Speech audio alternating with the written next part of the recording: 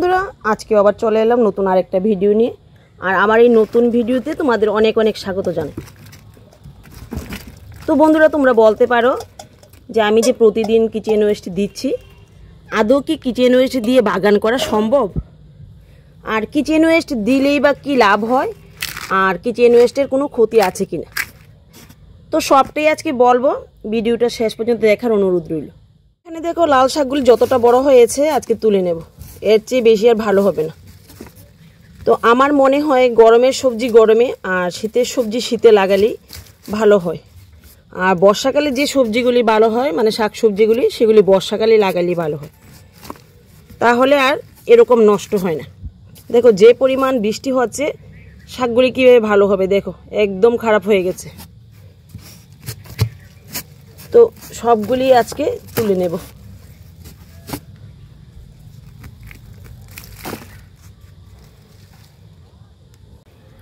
আর দেখো এই বক্সে কতগুলি আছে।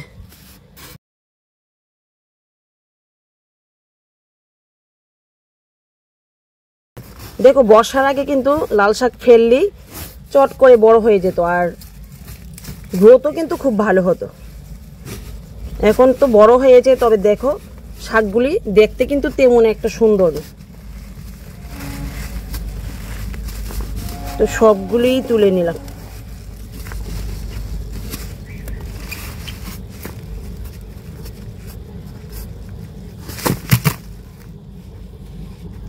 তো দেখো অনেকগুলি হয়ে গেল।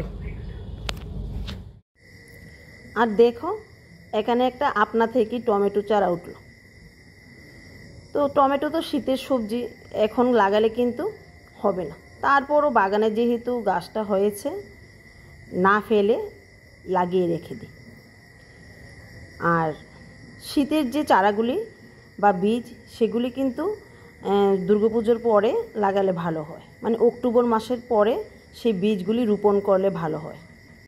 তো আমিও কিন্তু অক্টোবর মাসের পরে শীতের বীজ বপন করব কিংবা চারা লাগাবো। দেখো এখানে কয়েকটা নাগা লঙ্কার বীজ আনলাম। লঙ্কাটা কিন্তু তেমন একটা ভালো ছিল না, একটা সাইড পচে গিয়েছে। তো তারপরেও কিন্তু বীজগুলি রেখে দিলাম, এবার দেখি লাগিয়ে হয় কিনা। 6টা বীজ পাওয়া গেল, তো লাগিয়ে দিলাম, দেখি হয় কিনা। আর যদি একটা ভালো করে পাকাতে পারি তাহলে আবার বীজ রাখবো, বীজ রেখে চারা করার চেষ্টা করব। তো বন্ধুরা, এবার চলে এলাম নিচের বাগানে। আর নিচের বাগানে আজকে কিছু শিমের বীজ দিয়ে দিলাম। তো এবার তোমরা বলতে পারো যে শিমও তো শীতকালীন ফসল।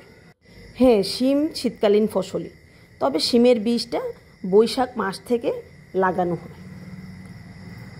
আর যদি ভাদ্র মাসের পরে শিমের বীজটা লাগানো হয়, তাহলে কিন্তু সেই গাছটা থেকে বেশি আর ফলন পাওয়া যাবে না, সামান্যই শিম আসবে। আর দেখো মাটিটা দেখলেই তোমরা বুঝতে পারবে যে কতটা পরিমাণ ভেজা, একদম কাদা কাদা হয়ে রয়েছে, প্রতিদিন বৃষ্টি হচ্ছে। আর এই মাটিতে যদি বীজ ফেলি কিভাবে হবে বলো? বীজটা ফেললেই বীজটা পচে যাচ্ছে। তো কিছু করার নেই, দেখি 4-5টা দিয়ে একটা যদি হয় তাতেই ভালো। আর যদি বীজ লাগানো একদম বন্ধ করে দিই, তাহলে তো বাগানটা একদম ফাঁকা পড়ে থাকবে, আর শীতের আগ পর্যন্ত কোনো সবজিই পাওয়া যাবে না। তো একটু একটু গরমের বীজ লাগিয়ে রাখি যতটা হয়। আমার মনে হয় এখন যদি গরমের বীজটা লাগাই, তাহলে কার্তিক মাস পর্যন্ত কিন্তু এখান থেকে কিছু না কিছু শাক সবজি পাওয়াই যেতে পারে। তো তোমরা যারা নতুন বাগানি, তাদের বলছি যে তোমরা এখন শীতের বীজ লাগাতে যাবে না, কারণ আমি কিন্তু অনেক বছর ধরে বাগান করছি, মানে শাক সবজি ফলাচ্ছি, তো আমারই কিন্তু নষ্ট হয়ে যাচ্ছে। তো তোমরা প্রথম শীতের বীজ লাগালে সেই বীজটা রক্ষণাবেক্ষণ করতে পারবে না। হ্যাঁ, শীতের বীজ যে এখন লাগালে হবে না সেটাও না, তবে এর মধ্যে শেড দিতে হবে, মানে উপর দিয়ে কিছু ঢাকা দিতে হবে, তাও রক্ষা পাওয়া যায় কি না বলা যায় না।